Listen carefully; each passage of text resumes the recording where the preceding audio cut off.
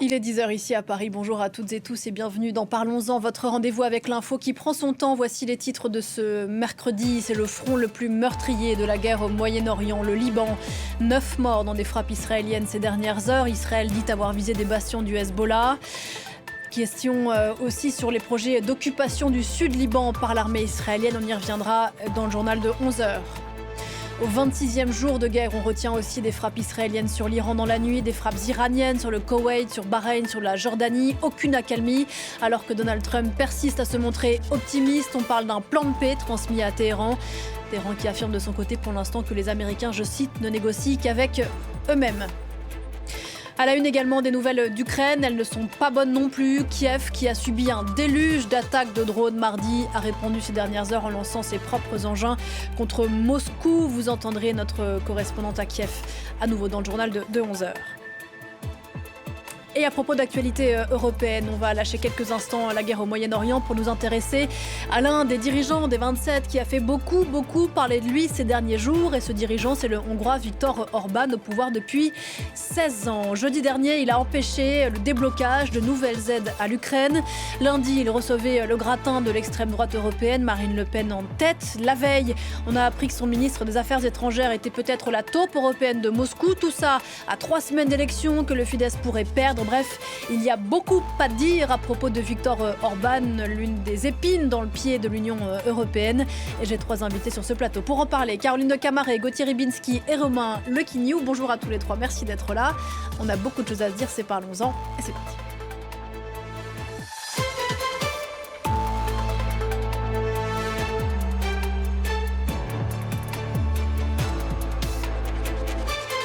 Bonjour Caroline de Camaret. Bonjour. Chef du service Europe de France 24. À vos côtés, Gauthier Rybinski. Bonjour Gauthier. Vous êtes aussi chez vous, ici, chroniqueur international à France 24. Et bonjour à vous, Romain Lequignou. Vous êtes directeur général du think tank Eurocréative, un think tank français consacré à l'Europe centrale et orientale. Caroline de Camaret, on va commencer avec vous. Vous rentrez tout juste de Budapest. On est à 3 semaines, 2 semaines et demie des élections législatives. On va en parler bien sûr largement. Élections dans lesquelles Viktor Orban est en grande difficulté. Drôle d'ambiance dans les rues de Budapest. Oui, alors c'est quand même très étonnant ce qui s'y passe. Enfin, il y a les placardés sur les partout un peu sur les murs et surtout sur les arbres, les posters de campagne, mais d'énormes affiches avec aussi Zelensky et Ursula von der Leyen qui entourent Peter Magyar, donc le candidat qui voudrait succéder effectivement à Viktor Orban. Et ça dit pas des choses très sympathiques sur l'Union européenne et sur l'Ukraine qui sont accusés d'essayer finalement de soutirer de l'argent à cette Hongrie de Viktor Orban et qui sont accusés très directement de vouloir la ruine économique du pays. Donc c'est une campagne très virulente du gouvernement qui s'affiche sur tous les abribus, sur tous les grandes affiches, et c'est très étonnant. Il y a cette ambiance effectivement, on voit bien très défensive chez Viktor Orban puisque il est véritablement en campagne agressive sur le thème anti-UE et anti-Ukraine. Le discours anti-UE de Viktor Orban, il n'est pas nouveau, mais c'est vrai que là, on a franchi peut-être un cap avec ce discours très largement hostile à Volodymyr Zelensky et les affiches de campagne dont parlait Caroline. Viktor Orban qui s'est opposé jeudi dernier en Conseil européen au déblocage d'un prêt de 90 milliards d'euros à Kiev sur fond d'escalade autour de cet oléoduc Druzhba qui a été abîmé par des frappes russes. Est-ce que la relation entre l'Union européenne et Viktor Orban, qui en est membre, faut-il le rappeler, depuis plus de 20 ans, la Hongrie, est-ce qu'on a atteint un point qu'on n'avait jamais atteint ? Oui, je pense, effectivement, mais les relations sont mauvaises depuis de nombreuses années. Les relations sont de plus en plus mauvaises, notamment depuis que Viktor Orban a quitté avec fracas le groupe du Parti populaire européen. Mais aujourd'hui, il en a été un peu extrait, quand même. Oui, bien sûr. Il l'a quitté, entre guillemets. Il a été expulsé. Avait-il le choix ? Oui. Non, il a été expulsé, il faut le rappeler. Mais je pense que Viktor Orban, aujourd'hui, effectivement, est face à des élections très compliquées. Et aujourd'hui, a fait de l'Union européenne et de l'Ukraine en cas particulier, de son élection, de sa campagne électorale, très agressive, polarisante. Et il va continuer. Le problème, c'est de savoir jusqu'où il va aller. Et je pense qu'aujourd'hui, aujourd'hui, Viktor Orban, face à la possibilité de perdre le pouvoir, est prêt à aller très loin. Quel type d'écho ce discours Gauthier Rybinski peut-il avoir auprès des Hongrois qui ne sont peut-être pas dupes de la manœuvre électoraliste ? Alors, peut-être pas dupes de la manœuvre électoraliste, mais quand on voit l'offre politique alternative, et notamment Péter Magyar, on n'est pas certain que ça soit quelque chose de très différent. C'est-à-dire que la question qui se pose à l'occasion de ces élections, c'est de savoir s'il y a un rejet qui commence à se montrer, à apparaître contre ce que représente Orban, c'est-à-dire non seulement une certaine politique économique qui n'est pas forcément à l'avantage, et loin de là, c'est le moins qu'on puisse dire des Hongrois, mais aussi une certaine forme de perception de la société, de ce que doit être la société hongroise, qui est quand même là tenue. Alors on parle de démocratie libérale, le terme a quelque chose d'antinomique, mais en lui-même, mais il y a quand même cette question de savoir si la Hongrie va rester dans ce qu'elle est, c'est-à-dire une espèce de fortin un peu du suprémacisme, c'est à peine loin de ça, du suprémacisme blanc. Il y a vous savez qu'il y a des gens qui partent pour la Hongrie en disant au moins en Hongrie on verra pas de noirs. Enfin, je veux dire, on est là dans cette affaire d'un fortin ultra-européen, ultra-conservateur. Et la chose qui est remarquable dans cette campagne, ça rejoint votre question, c'est que quand Orban sent qu'il est en difficulté, il a tendance à internationaliser cette campagne hongroise pour bien prouver que ça n'est pas que la Hongrie qui est en cause, mais que les Hongrois qui le suivent, eux, à l'avantage des autres, sont engagés dans un combat qui est celui de la civilisation, en gros, européenne et blanche. Et donc là, il y a une manière de dire, ne nous préoccupons pas trop des difficultés des uns et des autres en Hongrie, mais voyons que nous sommes à l'avant-garde d'un combat qui nous dépasse de loin. Oui, Romain Lecquigny. Peut-être juste un commentaire là-dessus. Moi, je pense que qu'Orban, effectivement, a mis en place une... Alors, on peut avoir des analyses différentes ou non, mais en tout cas, le peuple hongrois, pendant longtemps, et une majorité donc, de l'électorat hongrois, a suivi Orban parce qu'il y avait cette idée que Orban représentait les Hongrois et qu'Orban faisait en sorte d'avoir les Hongrois, la Hongrie, comme une forteresse contre la migration, une forteresse européenne, une forteresse religieuse, ce qui est quand même fort de café quand on sait que les Hongrois ne sont pas très religieux. Mais en tout cas, Orban avait réussi à créer une image selon laquelle il était le défenseur des intérêts hongrois. Et ça marchait assez bien puisque Orban, par exemple, parlait beaucoup du traité de Trianon, le fait que les Hongrois ont été humiliés, etc. Les Hongrois, la Hongrie, il faut le rappeler, est un pays spécifique en Europe et notamment en Europe centrale et orientale, entouré entre guillemets de Slaves. Donc cette idée de suivre Orban et de défendre les intérêts nationaux, ça marchait très bien. Et c'était pas nécessairement antinomique face à l'Union européenne, puisque les Hongrois, même s'ils ont un gouvernement eurosceptique depuis de nombreuses années, sont toujours largement, majoritairement, supporter l'Union européenne, supporter l'OTAN, etc. Là, ça marche plus, c'est ça que mais ce qui a changé, c'est l'économie. Voilà. Comme l'a dit M. Rybinski, c'est vraiment l'économie. Aujourd'hui, la Hongrie est devenue un des pays les plus pauvres de l'Union européenne. On le voit quand on traverse les campagnes hongroises. C'est misérable. Alors, misérable, Caroline. Voilà, c'est misérable et on se trouve un bouc émissaire. Le bouc émissaire tout trouvé, c'est donc Volodymyr Zelensky, le président ukrainien accusé de couper le gaz peu cher aux Hongrois à travers Druzhba, donc l'oléoduc. Et c'est de là que dérivent tous les mots d'après Viktor Orban. Seulement, la vérité n'est pas celle-là.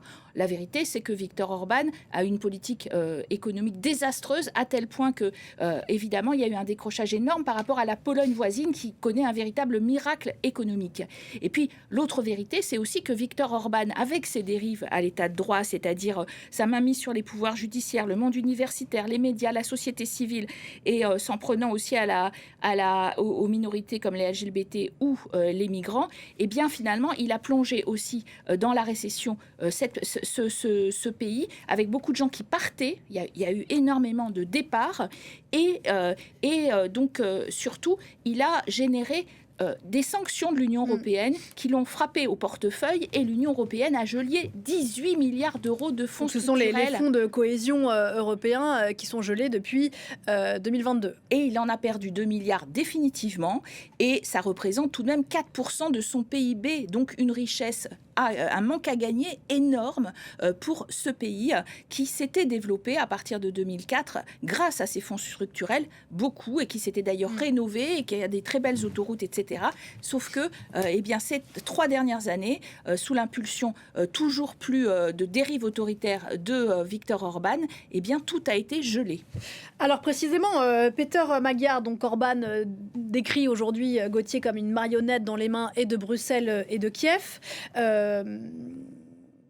Est-ce qu'il a promis de se débarrasser de 16 ans d'héritage d'Orban et, comme le rappelait Caroline, de recul d'état de droit, de la mise au silence des voix critiques, tant dans la justice que dans les médias? Et ce faisant, est-ce qu'il serait l'homme qui permettrait le dégel des fonds européens? Alors, s'il remportait l'élection dans 2 semaines. L'homme qui permettrait le dégel des fonds européens, comme le disait Caroline, il y a une partie certains sont perdus. Qui ont perdu de toute manière. Mais la question qui se pose avec Magyar, c'est de savoir s'il est à même, au fond, de faire quitter son pays d'une posture consumériste. Je m'explique. Quand la Hongrie a perçu des fonds structurels très conséquents et qu'un certain nombre de domaines ont été sauvés, il n'y a pas que la Hongrie, ça a été le cas de la Pologne aussi à une époque, l'attitude des Hongrois et d'autres a été de dire d'accord, on prend ça parce que ça nous sauve, mais enfin tout le reste, c'est-à-dire les valeurs, la morale, etc., on n'en a rien à faire. C'est-à-dire une attitude consumériste, un peu comme vous et moi au supermarché, on dit oui, je peux prendre ce paquet, mais pas l'autre, celui-là ne m'intéresse pas. Alors c'est aussi la faute aux Européens de ne pas avoir été capables de dire c'est un tout absolu. C'est-à-dire qu'on ne prend pas au choix de la même manière que la pression à l'époque n'avait pas été forcément très active ou efficace sur les Baltes, les pays baltes, qui voulaient reléguer au rang de citoyens de seconde zone les russophones. Donc là, il y a quelque chose qui n'a pas été très clair au départ. Mais le éventuellement nouveau Premier ministre, je ne suis pas persuadé qu'il soit l'homme de la relève. Il peut être l'homme de la sortie d'une forme d'orbanisme, mais pas forcément d'une refonte ou d'une refondation sur des bases démocratiques. À moins que, effectivement, comme vous l'avez suggéré, à moins que l'appât du gain, j'allais dire, bon, c'est un peu cavalier comme formulation, mais que cette attraction vis-à-vis des fonds européens ne suggère un certain nombre d'inflexions dans le discours, même si ces inflexions ne seront que cosmétiques. Est-ce que Magyar remettra l'état de droit dans le caddie, pour reprendre la métaphore de Gauthier Rybinski? Je ne sais pas. Je pense qu'il y a des choses sur lesquelles Peter Magyar est en accord avec ce qui a été fait par Viktor Orban ces dernières années. C'est quelqu'un qui est issu du Fidesz, donc qui a participé à la construction et à la stabilisation du Fidesz ces dernières années. Moi, je ne suis pas nécessairement d'accord avec l'analyse de M. Rybinski sur l'état de droit qui serait problématique seulement en Europe centrale et orientale, comme si effectivement l'Union européenne et l'élargissement étaient mal faits. Il y a eu des choses qui ont été mal faites, il y en a d'autres qui ont été bien faites. Il y a aussi des remises en cause dans certains pays d'Europe occidentale. Néanmoins, je pense que le point principal de la campagne de M. Magyar, c'est de dire « je vais mettre fin à l'oligarchie orbanienne ». Je vais mettre fin aux avantages des sbires de Viktor Orban. C'est ça que lui veut mettre à plat. Et c'est ça qui pourrait effectivement convaincre une majorité de la population, si tant est que le discours de Orban inverse dit et convainc suffisamment ou pas suffisamment de citoyens sur le fait que la Hongrie, effectivement, est à deux doigts d'être en guerre et d'être finalement mise en agression par l'Ukraine ou par l'OTAN ou quoi que ce soit. Parce que précisons quand même que effectivement il y a enrichissement personnel du clan Orban. Ça c'est important aussi, c'est-à-dire que c'est un pays le plus corrompu selon Transparency International de toute l'Europe de l'Est et il y a eu distribution des fonds européens pour des projets souvent des éléphants blancs, des projets qui servent à rien, par exemple dans le village natal de Viktor Orban, des stades de foot dimension olympique et un train qui à 2 millions d'euros financé par l'Union européenne qui ne véhicule personne. Et tout ça, sans parler des résidences secondaires de Viktor Orban lui-même et des marchés attribués à sa famille.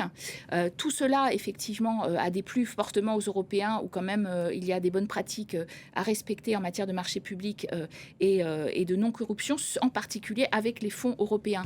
Donc tout cela est aussi une des raisons pour lesquelles il y a eu gel de ces fonds, mais en effet, l'Union européenne a beaucoup laissé filer sur l'état de droit et vraiment ces 3 dernières années s'est concentrée sur l'idée de conditionnalité des fonds européens par rapport à un bon respect des règles, parce qu'en effet, Gauthier l'a dit, l'Union européenne, c'est pas seulement un grand marché, c'est aussi un certain nombre de valeurs et surtout le respect de la démocratie active, pas juste la démocratie issue des élections. Orban, son motto, c'est toujours « mais j'ai été élu après tout, donc je suis forcément démocrate ». Non, parce qu'il a été élu dans des conditions sans pluralisme des médias. Par exemple, là, il n'y a toujours pas de pluralisme des médias. Peter Magyar ne peut s'exprimer que sur les réseaux sociaux. On ne pourrait pas avoir une discussion comme celle-ci visible de tous à la télévision du tout aux grandes télévisions. Au sein de l'Union européenne, c'est vrai que c'est quand même cette licence. Aux grands journaux qui sont à la solde quand même de Viktor Orban. Pour revenir, vous parliez de valeurs, pour revenir aux relations au plus bas entre Budapest et Bruxelles, disons, avec les autres partenaires européens. Voilà que les révélations du Washington Post ces derniers jours ne vont rien arranger. Révélations selon lesquelles le ministre actuel des Affaires étrangères de Viktor Orban, Péter Szijjártó, serait la taupe de Moscou au sein du gouvernement hongrois. Vous le connaissez bien, Caroline, vous allez nous parler de lui dans un instant. On va découvrir ces images et on en reparle juste après. Volodymyr Zelensky, le sourire aux lèvres, qui vient réclamer de l'argent à l'Union européenne. Voilà sur quoi repose la campagne du Premier ministre hongrois, le rejet de l'aide à l'Ukraine. Alors quand le Washington Post révèle que Budapest transmet des données sensibles à Moscou au sujet de discussions entre membres de l'Union européenne, beaucoup, comme le Premier ministre polonais, ne sont pas étonnés. L'information selon laquelle les collaborateurs d'Orban informent Moscou dans les moindres détails des réunions du Conseil de l'UE ne devrait surprendre personne. Nous en avions des soupçons depuis longtemps. C'est l'une des raisons pour lesquelles je ne prends la parole uniquement lorsque c'est strictement nécessaire, et je ne dis que le strict nécessaire. Selon l'article du journal américain, le ministre russe des Affaires étrangères, Sergueï Lavrov, est tenu informé en temps réel des discussions entre responsables européens à Bruxelles. Et c'est cet homme, son homologue hongrois, qui lui communiquerait le contenu des conversations. La Commission européenne se dit extrêmement préoccupée par ces révélations. Une relation de confiance entre les États membres ainsi qu'entre eux et les institutions est fondamentale pour le fonctionnement de l'Union européenne. Nous attendons du gouvernement hongrois qu'il fournisse des clarifications. La relation entre la Hongrie et l'Union européenne s'est fortement détériorée ces derniers mois. Et ces tensions ont atteint leur paroxysme jeudi dernier, lorsque Budapest a bloqué un prêt de 90 milliards d'euros à l'Ukraine. Le gouvernement hongrois a réagi aux révélations du Washington Post, parlant de fausses informations. Sans apporter de preuves, Viktor Orban dénonce même une mise sur écoute de son chef de la diplomatie. Ça serait un genre d'arroseur arrosé. Péter Szijjártó, donc dites-nous en quelques mots, vous l'avez souvent reçu Oui, on l'a souvent reçu. Alors Péter Szijjártó, à mon avis, d'autres articles disent qu'il assume et qu'il dit qu'il ne voit pas de problème à téléphoner à M. Lavrov, qu'après c'est un partenaire, on le tient au courant et même peut-être même en temps réel de ce qui se discute dans l'Union européenne. On les voit tous les deux à l'antenne. Simplement, il faut savoir qu'un sommet européen, c'est quand même un endroit clos. Ce sont des informations confidentielles. Ça fait longtemps que d'ailleurs dans les autres enceintes, les enceintes parlant justement de la guerre en Ukraine, de la coalition des volontaires, etc., on se méfie beaucoup des Hongrois. Et d'ailleurs, Nathalie Loiseau, qui s'occupe de défense au Parlement européen, disait on ne les inclut pas dans les réunions, tellement on pense que ce sont des agents de Moscou. Donc c'est assez compliqué. C'est d'autant plus compliqué que sur le terrain, quand on va en Hongrie, on se rend compte aussi qu'il y a une forte... il y a une montée en puissance justement du camp Orban sur les réseaux sociaux, probablement aidés par les Russes, probablement relayés en tout cas par les équipes russes avec des fausses nouvelles, par exemple un faux dialogue entre Zelensky et Ursula von der Leyen qui parlerait justement d'aider l'Ukraine, de forcer la Hongrie à aider l'Ukraine, alors que ça évidemment c'était généré par l'IA. Donc voilà, véritablement des fake news instrumentalisées par le clan Orban qui les retweet. Et ça, c'est intéressant parce qu'en plus, est-ce qu'ils sont aidés d'une part par les Russes, d'autre part par les Américains, les MAGA. Tout cela est véritablement préoccupant sur la possibilité des Hongrois de se déterminer à quelques semaines des élections avec des réseaux sociaux qui étaient très dominés par Peter Magyar, parce que je vous disais, il faisait essentiellement campagne sur les réseaux sociaux et qui aujourd'hui, on le voit, il y a une espèce de poussée du camp Orban sur ces réseaux sociaux. Vous dites préoccupant, Caroline, mais quand on entend, on l'a vu dans le sujet, Donald Tusk, donc le Polonais, expliquait qu'il se limitait quand il avait des représentants hongrois en sa présence à des échanges de paroles tout à fait banals, et quand il s'agissait d'entrer dans le vif du sujet, il se déplaçait. Enfin, on est quand même au sein d'une coopération avec des gens qui ne se parlent pas. Oui, bien sûr. Qui se méfient les uns des autres. Et ça n'a rien de nouveau. Je veux dire, c'est quelque chose qu'on sait depuis longtemps, c'est quelque chose qui est dit derrière les portes, effectivement, par les membres de l'Union européenne au niveau du Conseil. On sait que tout ne peut pas être dit en présence de Viktor Orban et de son cercle, et notamment du ministre des Affaires étrangères, Peter Szijjártó. Et je pense que c'est un vrai problème, et ça pose des questions très importantes pour l'Union européenne, pour l'OTAN également, effectivement. Que faire ? Il y a quand même un petit blocage aujourd'hui, on n'a pas de solution, il faut le dire. Je pense que on peut pavasser, on peut discuter du problème Orban. On n'a aujourd'hui pas de solution. Mais ça ne dérange pas du tout Donald Trump qui vient de tweeter « Allez voter Viktor Orban, c'est un véritable ami, un battant, un gagnant ». Oui, bien sûr. Cette collusion avec les Russes ne le dérange pas. C'est quand même très étonnant. J'aimerais bien qu'on vienne dans un instant justement sur cette relation compliquée, tripartite entre Orban, les Russes et les Américains. Mais encore un mot sur les Russes précisément et cette influence. Bon, c'est quand même un secret de polichinelle. Hein. On sait que Orban est le seul dirigeant à avoir rendu visite à Poutine et continue à lui parler depuis l'invasion à grande échelle de l'Ukraine. Toujours dans les révélations, de l'Ukraine, toujours dans les révélations du Washington Post, on apprend quand même que les services secrets russes auraient été jusqu'à imaginer un projet de fausse tentative d'assassinat sur Orban pour hystériser la campagne. On sent quand même la Russie et Gauthier qui est prêt à aller très très loin. Alors, non seulement la Russie est prête à aller très loin, mais ce qui est encore plus surprenant, c'est qu'elle le dise de cette façon-là. Y compris d'ailleurs, de sorte que les Hongrois, et qui ont accès à Internet, puissent le découvrir aussi. Je veux dire par là qu'il y a un mystère dans le phénomène pro-russe en Hongrie. Soit c'est de l'opportunisme total, à ce moment-là on peut comprendre, mais encore que l'Europe a tellement aidé la Hongrie qu'elle peut aussi suppléer à des défaillances de l'économie hongroise. Donc soit c'est de l'opportunisme pur et simple, soit il y a quelque chose... Par rapport au gaz et au pétrole. Bien sûr. Soit il y a une conviction réelle qui est pro-russe, et là on se dit qu'est-ce qu'a appris la Hongrie ? Et là, vous allez me dire, on remonte à Mathusalem. Non, qu'est-ce qu'elle a appris depuis 1956, c'est-à-dire depuis le moment où le mouvement hongrois, un mouvement on va dire, d'émancipation au sens le plus vague du terme, se confronte à la volonté antagoniste de l'Union soviétique. Et la Hongrie, elle a quand même vécu tout ça. Elle sait ce que c'est que la désinformation, elle sait ce que c'est que la propagande. Je me poserai la question, pas uniquement d'ailleurs pour les Hongrois, on peut dire aussi que certains sont dans le même, que ce soit les Slovaques ou même les Polonais au moment du PiS, même s'ils sont anti-russes. Il y a à nouveau cette fragilité par rapport à ce que peut être la propagande, y compris même quand il y a quand même une certaine expérience de la chose. Et là, on ne peut pas raisonnablement penser que tous ceux qui ont vécu, et même ceux qui sont des descendants des Hongrois de 1956, ont oublié ce que ça voulait dire qu'une tutelle russe, soviétique, appelons-la comme là-dessus, Orban ne commémore plus. Non, je sais. Là-dessus, Roman Orban a joué un petit peu là-dessus, ça c'est sûr et certain. Aujourd'hui, en Hongrie, il n'y a pas il n'y a pas une partie de la population qui est pro-russe. Il y a une partie de la population qui a peur.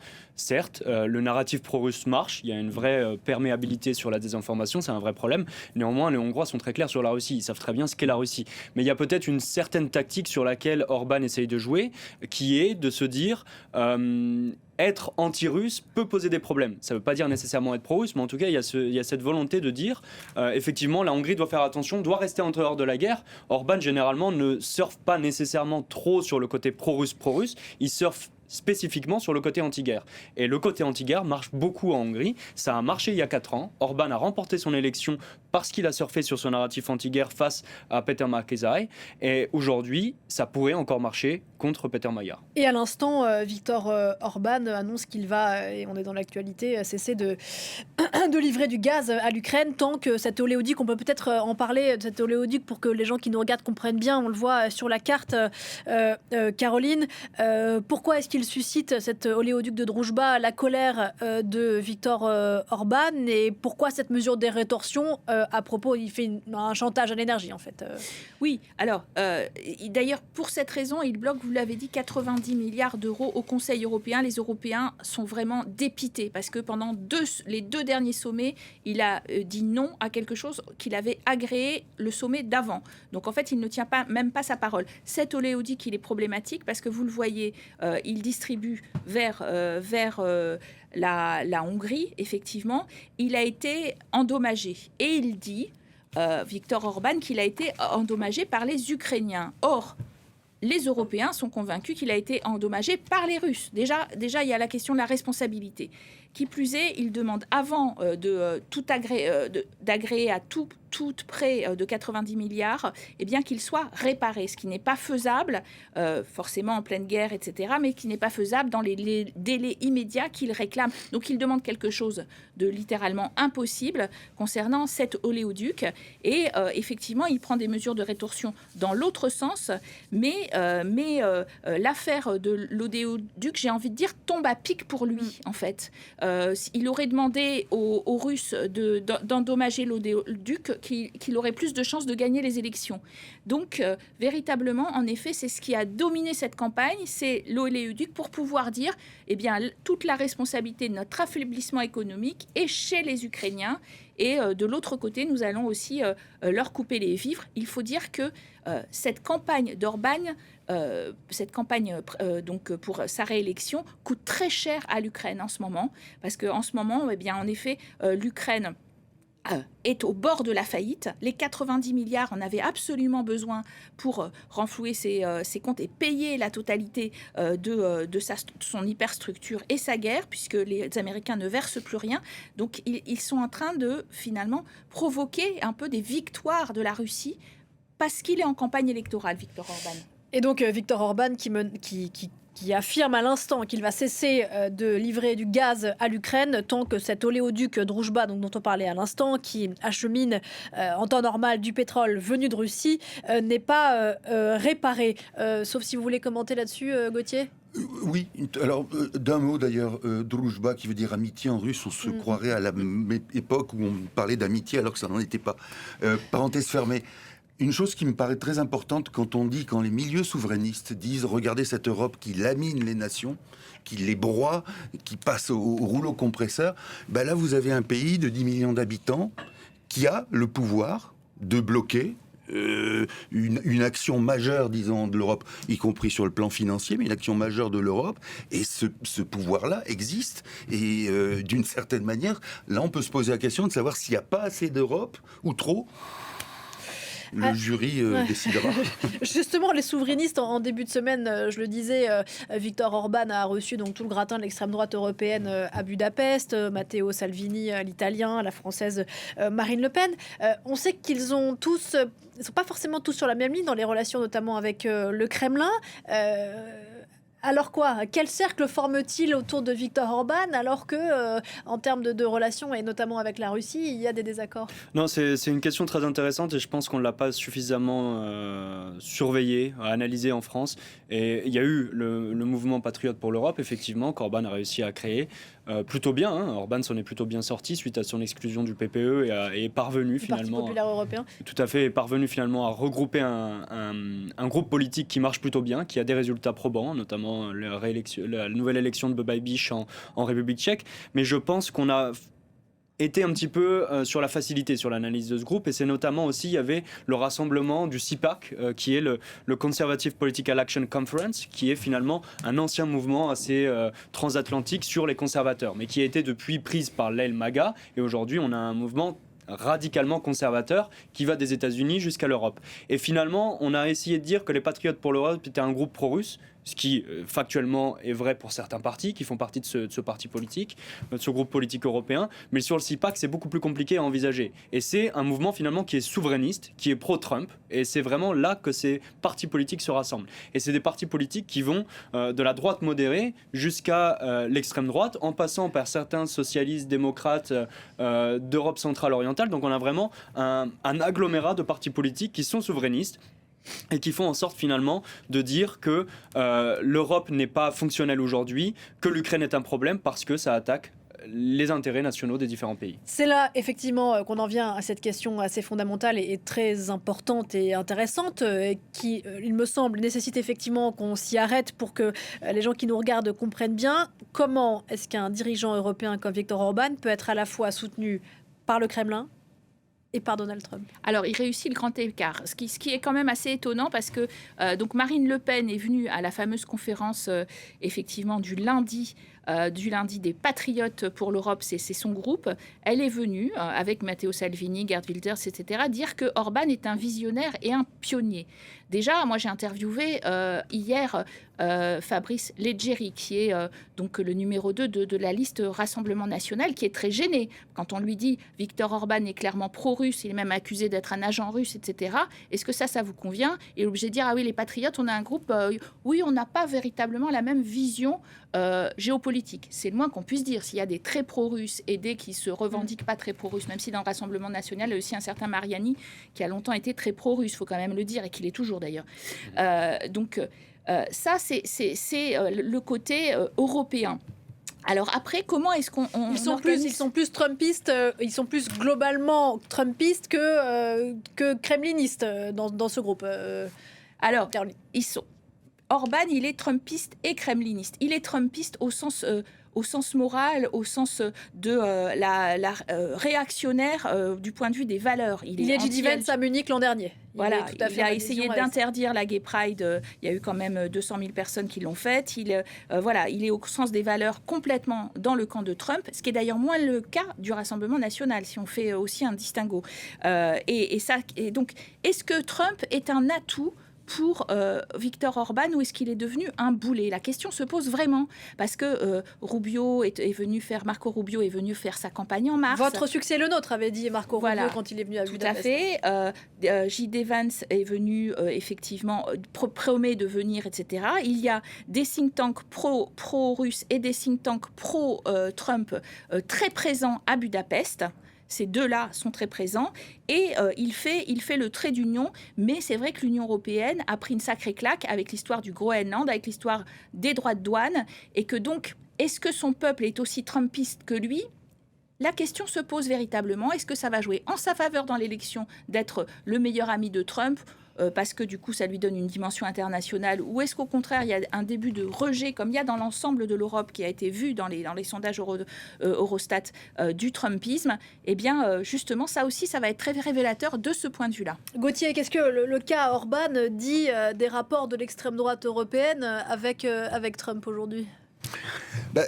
La question qui découle de ce que vous venez de dire, les uns et les autres, c'est est-ce qu'il y a vraiment fondamentalement, si on met de côté certaines divergences géopolitiques ou commerciales, est-ce qu'il y a vraiment une différence énorme ? Vous voulez dire entre le Kremlin et Washington ? Bien sûr, parce qu'il y a là, et Orban en est peut-être le point de rassemblement, quelque chose qui dit quand on s'oppose, par exemple, au droit LGBT, comme ça a été le cas en Pologne d'ailleurs à l'époque du PiS, quand on est dans la défense d'un Occident blanc, etc. Il y a des choses très profondes qui se nouent à travers ça. Et Orban l'a dit un jour, il a dit « Je suis l'ami de Trump parce qu'on se retrouve sur des questions dites sociétales et qui sont importantes aussi pour moi. » Je veux dire par là que le défaut qu'on peut avoir en Europe, mais parce que les choses nous font peur, et après tout c'est humain, mais c'est de dire au fond tout cela est mu par des considérations commerciales, d'avantages, de coûts. Oui, bien sûr qu'il y a ça. Et bien sûr que Orban, on arrive parfois à le calmer quand on lui promet des grosses sommes pour son pays, dont on a vu que parfois elles sont détournées. Il y a une guerre idéologique. Mais il y a une guerre profondément idéologique qui est là. Et la question qui se pose, c'est finalement de savoir si la différence est énorme de ce point de vue-là entre les deux et si Orban n'est pas à la croisée des chemins. J'ajouterais sur ce que vous avez dit concernant le Rassemblement National et de ce que vous avez dit également là-dessus, c'est que la stratégie dite de dédiabolisation, elle continue, et il est évident que quand on est responsable d'un parti d'extrême droite français, il est compliqué de dire qu'on soutient à fond Poutine. Mais rappelez-vous que lorsqu'il y a eu ce référendum factice à propos de la Crimée, toute la fine fleur de l'extrême droite européenne, y compris française, était présente, y compris avec des soutiens de Marine Le Pen, pour dire oui, ce référendum non seulement est justifié, mais s'est déroulé dans de parfaites conditions de transparence. Romain Lequignoux, sur le fait que, sur ce que disait à l'instant Gauthier Rybinski, qu'Orban serait la synthèse européenne de la jonction entre l'espèce de projet que mènerait Washington et le Kremlin. Moi, je pense qu'il faut rajouter une dimension géopolitique aussi. Et c'est assez intéressant. Et il y a une convergence, malheureusement, entre les États-Unis de Donald Trump version 2, et la Russie, par exemple. C'est la remise en cause de l'ordre international. Moscou, Pékin, Téhéran sont des puissances révisionnistes. Ils veulent remettre en cause l'état international comme il est. Aujourd'hui, Trump montre que même s'il y a certaines choses qu'il préfère défendre, certaines fois il est du côté des Européens, certaines fois non, mais en tout cas, il y a quand même de plus en plus une volonté de remettre en jeu l'ordre international. Et ça, il y a une vraie collusion. Aujourd'hui, à Washington, toute action internationale est vue à travers le prisme de la Chine, c'est-à-dire que le rapprochement avec Moscou est en particulier vu sous le prisme de la Chine. Une certaine frange de l'administration Trump pense qu'aujourd'hui, dans le combat futur contre la Chine, puisque c'est ce qui est pensé à Washington, la Russie serait mieux du côté de Washington que du côté des Chinois. Et ça, c'est un vrai problème. Et aujourd'hui, en fait, comment Orban s'inscrit là-dedans ? Orban défend aussi un projet qui est assez révisionniste, notamment territorial. Il surfe sur cette idée, notamment avec sa population. On le sait, la Hongrie a vécu des périodes difficiles dans son histoire. Et ce narratif marche. Dans le même temps, Orban, je pense, est convaincu que le système international est en train de changer, que la Hongrie est trop petite pour influer quoi que ce soit, et que son intérêt national, au-delà des intérêts économiques de sa caste et de son oligarchie, c'est de se joindre aux futurs leaders du sommet de l'ordre international, et donc Washington, et donc Moscou. Et c'est là que Viktor Orban pêche peut-être par naïveté, c'est qu'il n'est pas dit que demain, si Peter Magyar gagne les élections en Hongrie, Donald Trump ne coopère pas autant avec Magyar qu'il le faisait avec Orban. Alors déjà, il soutient quand même la campagne de Viktor Orban. Ça, c'est un signal quand même assez fort. Maintenant, est-ce que votre question sous-entend, est-ce que Peter Magyar est tellement différent de Viktor Orban ? En fait, si on regarde les programmes sur tout ce qui est sociétal, c'est-à-dire la défense LGBT, il ne s'est pas prononcé. Les LGBT ont l'espoir que ça ira mieux, mais il ne s'est pas prononcé. Sur les questions de migrants, il est sur les positions d'Orban. La seule différence, c'est que lui dit « je rétablirai l'état de droit ». Est-ce que c'est tellement vrai ? Et d'ailleurs, sera-t-il même en mesure de le faire ? Eh bien, la question se pose vraiment, parce que j'étais aussi en Pologne 2 jours avant, et en Pologne, Donald Tusk, quand il est venu au pouvoir il y a 2 ans, le Premier ministre polonais, qu'il est revenu après 8 ans effectivement de règne sans partage du droit et justice, qui avait mis à mal l'état de droit dans les mêmes proportions que Viktor Orban. Oui, il est loin d'avoir pu appliquer tout ce qu'il aurait voulu faire. Il n'a rien appliqué de ce qu'il voulait faire. Il n'a rien appliqué de ce qu'il voulait faire. Parce que il n'y a aucune remise en ordre de l'état de droit. Parce que le président a été réélu, il est à nouveau piste et empêche toutes les réformes constitutionnelles. Et de toute façon, il n'a pas essayé de les forcer ou de les négocier, etc. Donc il ne s'est rien passé en Pologne. Les fonds européens sont revenus parce qu'il a donné sa parole qu'il essayerait, mais il n'y arrive pas.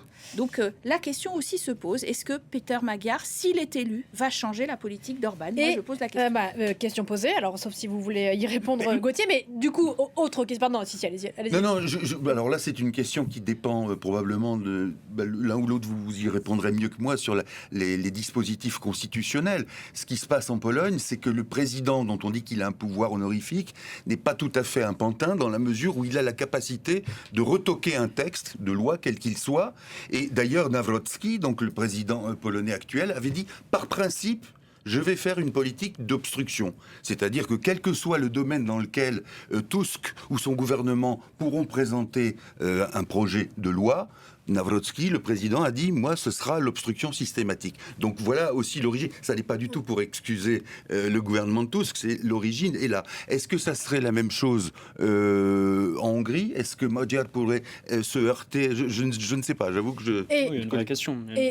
Et du coup, autre question, qu'est-ce que les 26 Européens restants pensent d'une éventuelle élection de Magyar ? Est-ce qu'ils y voient effectivement un retour de la Hongrie dans leur giron et de relations plus compliquées? Je vous vois tiquer, Romain Lequignou. Non, mais en tout cas, il y a une vraie question sur si Peter Magyar venait à gagner, est-ce qu'il serait capable d'implémenter des changements et de prendre contrôle finalement du gouvernement ou en tout cas des institutions? Ça, c'est une vraie question. Les médias, vraie question également. Je pense que ce sera très compliqué et je pense que c'est l'un des scénarios d'Orban aujourd'hui. C'est de dire s'il acceptait la défaite, ce qui n'est pas garanti, on peut avoir un scénario sur lequel Viktor Orban jouerait sur des pseudo-interférences étrangères, notamment ukrainiennes, et remettrait en cause l'élection un petit peu sur le modèle de ce qui avait été fait en Roumanie. Et il reste 2 semaines et demie de campagne, donc d'ici là, il peut se passer beaucoup de choses en 2 semaines et demie de campagne, mais je pense aussi que Orban pourrait tenter effectivement de jouer sur la faiblesse de Peter Magyar.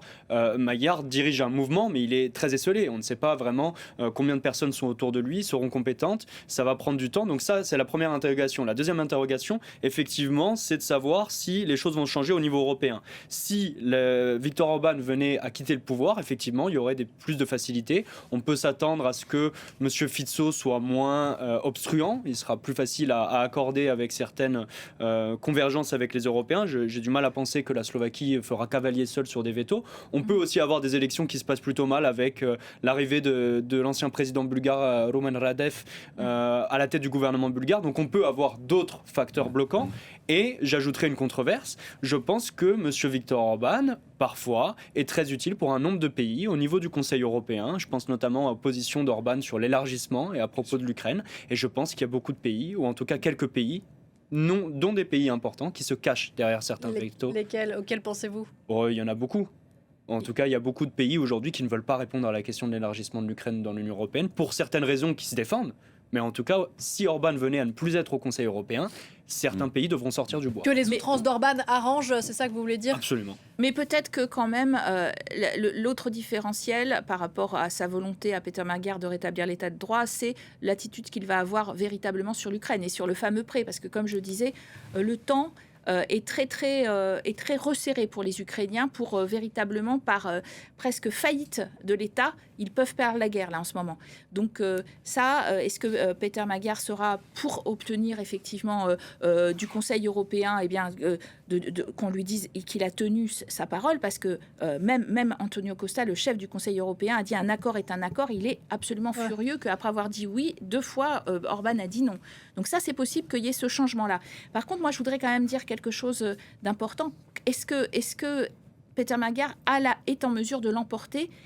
Il faut savoir qu'il y a 199 sièges à avoir dans ce Parlement très très symbolique hongrois, et Viktor Orban a redessiné les circonscriptions. Il a redessiné avant l'élection toutes les circonscriptions. Il y a 2 modes de scrutin, un mode de scrutin proportionnel où Peter Magyar est très avantagé, un mode de scrutin un peu régionaliste où là il a toute la Hongrie rurale avec lui, Viktor Orban, et c'est là-dessus qu'il compte, pour quand même l'emporter, malgré tous les sondages qui, véritablement, en matière de pourcentage, donnent Magyar premier. Le redécoupage de la carte électorale avant les élections, c'est quand même une méthode qu'on connaît bien, et pas qu'en Hongrie, Gauthier. Oui, bien sûr, c'est malheureusement assez classique. On voit ce qu'on appelle aux États-Unis le gerrymandering, qui est une pratique sidérante quand on voit ce que Trump fait. Moi, j'avais une question à poser à nos 2 invités, parce que je n'ai pas la réponse. Est-ce que vous venez de parler des États qui renaclent, qui rechignent à l'élargissement et qui pourraient sortir du bois si... de qui on parle, Gauthier ? Parce qu'il y a une espèce de suspense Vous avez un certain nombre de pays qui sont compliqués dans leur réflexion à ce niveau-là. C'est l'Allemagne, par exemple. Est-ce qu'il y a un parallèle ? Est-ce que vous feriez un parallèle entre ces pays qui sont, on va dire, élargisso-sceptiques, je ne sais pas comment on pourrait dire ça, et est-ce que ce sont ces mêmes pays qui, vis-à-vis de l'aide à l'Ukraine, là aussi sont sceptiques et pourraient, ou se rangent déjà derrière, ou se cachent derrière déjà les positions de Orban vis-à-vis de l'Ukraine? Je pense que c'est deux différents débats entre l'aide à l'Ukraine et l'élargissement. L'aide à l'Ukraine aujourd'hui, elle ne fait pas nécessairement plaisir à beaucoup de dirigeants parce que ça coûte cher et que c'est difficile, en tout cas, à expliciter à certaines dans leurs opinions publiques. Mais d'un autre côté, c'est aussi très difficile de faire avaler à l'opinion publique qu'on n'aide pas l'Ukraine. Et aujourd'hui, l'opinion publique qui veut aider l'Ukraine reste majoritaire dans la plus grande partie des pays. L'élargissement, il y a 2 types d'acteurs. Il y a des acteurs d'Europe occidentale qui ne veulent pas dire à leur population qu'on va payer pour l'Ukraine, encore une fois. Et aussi qui ont peur d'une influence de l'Ukraine au niveau du Conseil européen, parce que l'Ukraine est un grand pays. Donc ça, c'est du côté Europe occidentale. Du côté d'Europe centrale et orientale, le discours... Non, du côté d'Europe occidentale, vous oubliez la France qui a peur de la puissance agricole de l'Ukraine. Agricole, de l'industrie de défense, de beaucoup de choses. Qu'elle capte les aides de la politique agricole bien commune.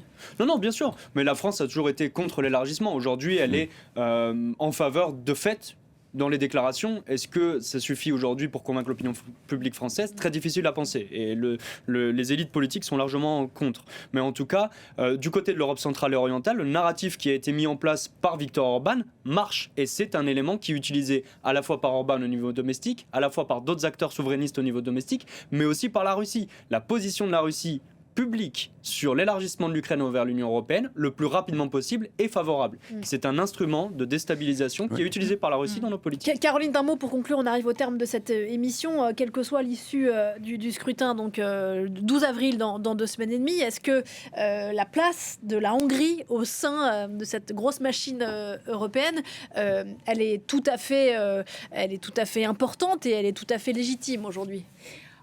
Ce scrutin peut révolutionner l'Europe. C'est-à-dire que là, l'Europe est complètement bloquée par Viktor Orban et on arrive vraiment aux limites de l'exercice à 27. Ce scrutin, les Européens en attendent énormément parce que précisément, comme d'ailleurs ça a donné un coup de boost finalement quand la Pologne a basculé dans l'autre camp, parce que il n'y avait plus deux mauvais élèves de la classe européenne, la Pologne plus la Hongrie, mais la Hongrie plus isolé, eh bien cet isolement d'Orban, on n'a pas réussi à le faire suffisant parce qu'on voit bien qu'il a une capacité de nuisance immense et que peut-être cette capacité peut prendre fin. Et puis surtout l'alternance au bout de 16 ans de pouvoir, c'est aussi un signe de démocratie vivace, il faut quand même le dire. Le fait qu'il n'y a pas eu d'alternance on le disait, dans un monde médiatique qui a été verrouillé complètement par Viktor Orban, eh bien c'était aussi... avec des oppositions très médiocre. Avec de grandes attentes viennent aussi le risque de grandes déceptions, mais on y reviendra. Caroline, on vous retrouvera à Budapest, le 12 avril, pour les élections, et je crois que peut-être vous aussi, Romain. Excusez-moi, l'ancien Premier ministre néerlandais qui avait dit il faut sortir la Hongrie de l'Union européenne. Évidemment, c'est totalement illusoire, mais enfin la question avait été posée, il s'appelait Mark Rutte, il est aujourd'hui patron de l'OTAN. Merci Gauthier, une émission à revoir en replay, réécouter en podcast, on se retrouve dans un quart d'heure, à tout à l'heure.